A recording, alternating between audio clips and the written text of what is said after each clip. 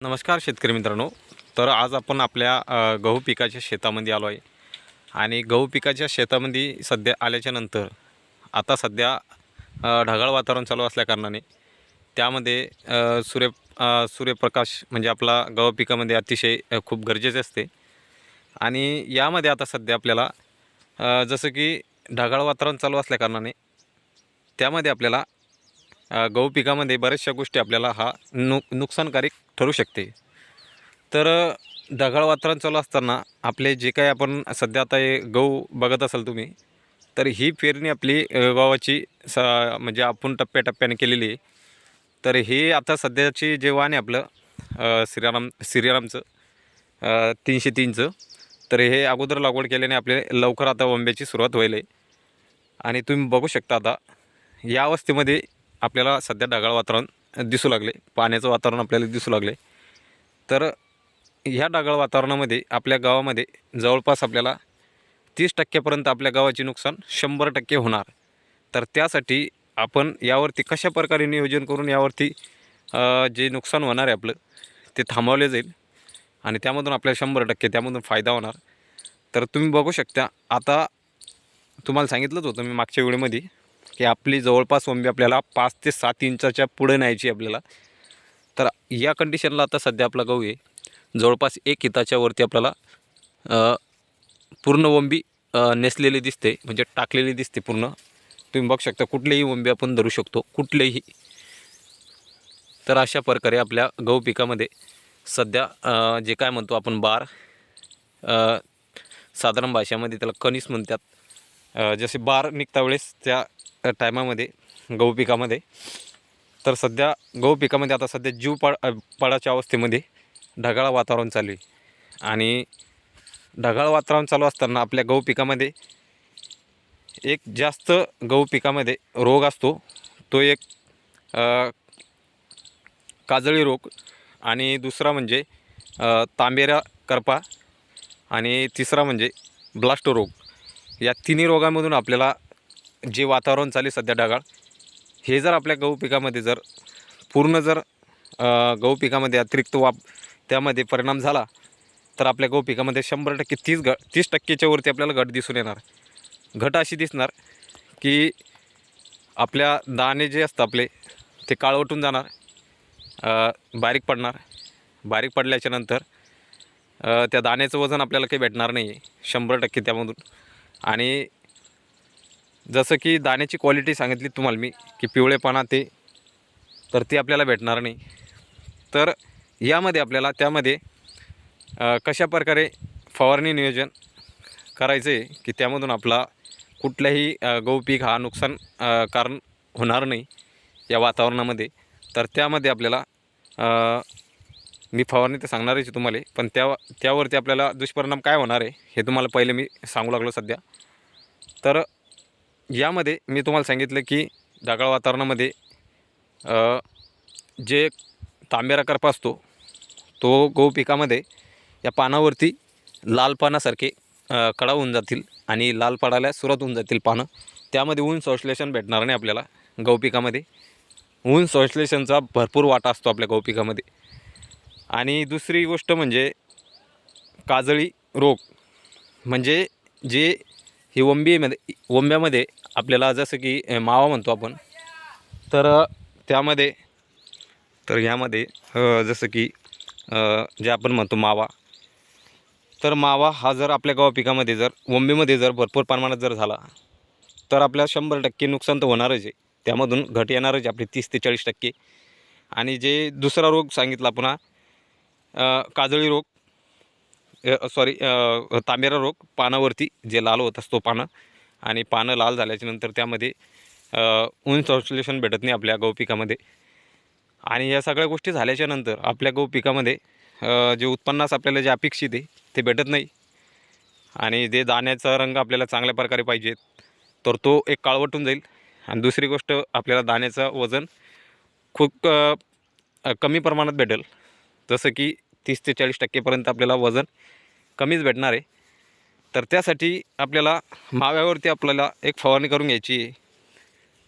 जसं की जे आपण माव्यावरती आपण जसं की कॉम्प्युटर मारत असतो, डायरेक्ट कंपनीचं नाव सांगितलं तुम्ही तर कंटेंट न सांगता, तर आपल्याला त्यामध्ये हे काळेमध्ये घ्यायचं आहे पुन्हा.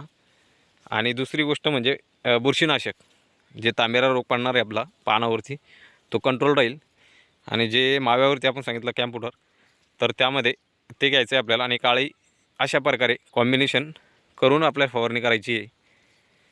तर यावरती आपल्याला परत दुसरी फवारणी अशी करायची आहे, एक लगेचच एक 5 ते 6 दिवसांनी, की जेणेकरून त्यामध्ये आपलं जे काय थोड्या प्रमाणात नुकसान झालं असेल तर ते परत आपल्याला रिकवर करता येईल. जेणेकरून जे खालच्या साईडला ओंबे असतात तर त्या दाण्यातून त्या ओंब्यामधून आपल्याला जे नंतर आपल्याला म्हणजे स्टार्टिंगला जो रोग लागला होता आपल्या गहू पिकामध्ये, तर तो पूर्ण भरून निघेल खालच्या ओंब्या आल्याच्या नंतर. तर फवारणीमध्ये आपल्याला 13-0-45, दुसऱ्या फवारणीमध्ये 13-0-45 किंवा 0-52-34 हे आपण फवारणी करू शकतो. आणि फवारणी झाल्याच्यानंतर आपल्याला 100% या दोन्ही खतामधून कुठलंही एक वापरल्याच्यानंतर आपल्याला म्हणजे दोन्ही टप्प्यांना पण वापरले तर चालत्या. 13-0-45 त्यानंतर 0-0-50 आपल्याला एक 8 ते 10 दिवसाच्या नंतर पहिली फवारणी करायची आहे. परत एक 7 ते 8 दिवसाच्या नंतर आपल्याला दुसरी फवारणी करायची आहे. आणि यामध्ये स्टार्टिंगची आता मी फवारणी सांगितली तुम्हाला माव्यावरती, तांबेरा रोगावरती. तर हे जर नियोजन केलं 100% आपल्या गहू पिकामध्ये जे नुकसान व्हायचं आहे आपल्याला वातावरणामध्ये ते होणार नाही. आणि मी तुम्हाला सांगितलंच होतं की आपल्या व्हिडिओमध्ये जे काय नियोजन करायचं आहे आपल्याला, हे संपूर्ण नियोजन केलं आपण. त्यामध्ये आपल्याला चांगल्या प्रकारे अशा प्रकारे आपल्याला ओंबे टाकताना दिसत आहे. अजून पूर्ण ओंबी आपली सेट झाली नाही, तरी पण इथपर्यंत आपली ओंबी एक हितावरती ओंबी आता सध्या टाकलेली आहे. तुम्ही बघू शकता व्हिडिओमध्ये पण अशा प्रकारे.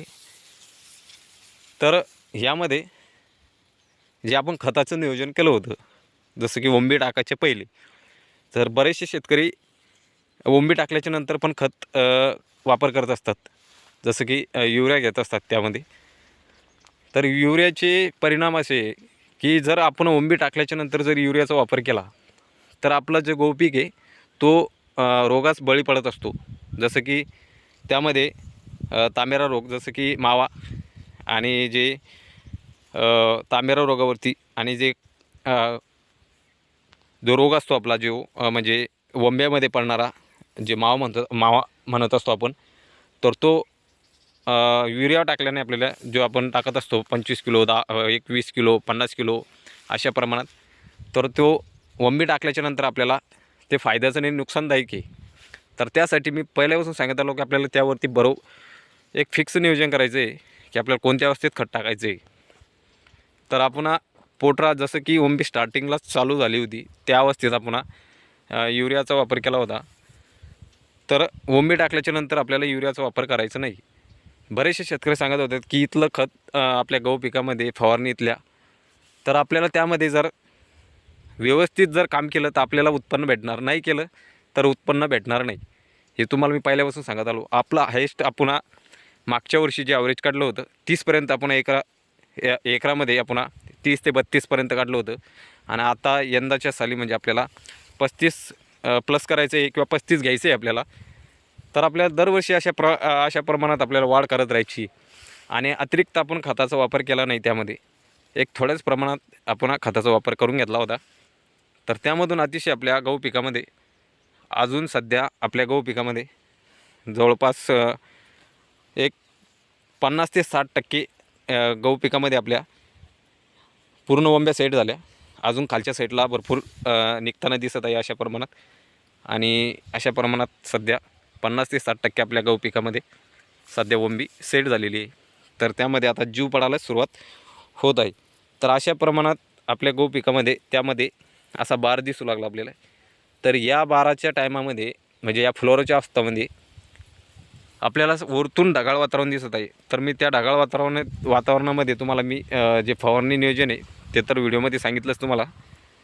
तर अशाच प्रमाणात जर आपल्या गहू पिकामध्ये जर जे नियोजन केलं आहे पुन्हा, तर 100% आपल्या गहू पिकामध्ये उत्पन्नाचं वाढ होणार आहे. तुम्ही एक वेळेस नक्की करून बघा. बरेचसे शेतकरी व्हिडिओ बघतात पण त्यामध्ये जे काही प्रॅक्टिकल आहे ते करत नसतात. आणि काही शेतकरी असे पण आहे की काही शेतकऱ्याला घाण कमेंट करायची सवय सध्या लागलेली आहे त्याला. तर शेतकरी जर असेल, समोरचा शेतकरी जर चांगला जर असला तर दुसऱ्या शेतकऱ्याला कधीच म्हणजे बोलत नसतो. तर ठीक आहे, काही विषय नाही. आपण आपल्या जे गहू पिकामध्ये जे नियोजन केलं आहे ते आपण स्वतः केलं आणि स्वतः त्यामध्ये फवारणी, खत नियोजन संपूर्ण पुन्हा सध्या एक 12 ते 13 एकरावरती आपण गहू लागवड करून घेतली होती. आणि जे अजून आपण डिसेंबरमध्ये जे गहू पेरला होता तो एक कपाशीच्या क्षेत्रावरती गहू पेरून घेतला होता, एक 5 एकर. तर तो पण दाखवणार मी तुमच्या म्हणजे येणाऱ्या पुढल्या व्हिडिओमध्ये, की त्या म्हणजे या स्टेजला आता कोणतं आपण खत टाकणार आहे आणि लेट झाल्या कारणाने आपण त्यामध्ये कशा प्रकारे परत आपल्या म्हणजे जो अगोदरचा गहू लावला आपण आणि जे नंतरचा गहू लावला यामध्ये जेमतेम आपल्याला बरोबरी घ्यायची आहे. तर ती बरोबरी कशी घेतल्या जाईल आणि त्यामध्ये कसं आपल्याला त्या पहिल्या गावाची बरोबरी केल्या जाईल, तर त्यावरतीच आपल्याला खत नियोजन सध्या आता वेगळं करायचं आहे आपल्याला ह्या नंतरच्या गावामध्ये. तर आता सध्या आपल्या या गहू पिकामध्ये संपूर्ण नियोजन केलं पुन्हा. तर हे 2 फवारण्या, आपल्या 2 किंवा 3 फवारण्या जर केल्या तर 100% आपल्या गहू पिकामध्ये भरघोस उत्पन्न निघणार. कारण की फ्लोरा अवस्थेमध्ये आणि एक जसं की दाना लगेच चालू होत असताना आपल्याला त्यामध्ये फवारणी घेणं खूप गरजेचे असते. जसं की 13-045 आणि 0050 या दोन्ही खताचं जर आपण टप्प्याटप्प्यानं 2 फवारण्या जर केल्या 100% आपल्या उत्पन्नामध्ये तर वाढ होणारच आहे. आणि जे काय त्यावरती रोग सध्या ढगाळ वातावरण चालू असल्याकारणाने, पाण्याचं वातावरण चालू असल्याकारणाने त्यामध्ये पण आपण फवारणी सांगितलीच. तर अशा प्रकारे जर फवारणी केली 100% आपल्या उत्पन्नात वाढ होणार. आणि व्हिडिओ जर आवडला असेल तर नक्कीच सबस्क्राईब करायला विसरू नका, जेणेकरून आपले नवनवीन व्हिडिओ आपल्यापर्यंत पोहोचत राहतील. धन्यवाद शेतकरी मित्रांनो.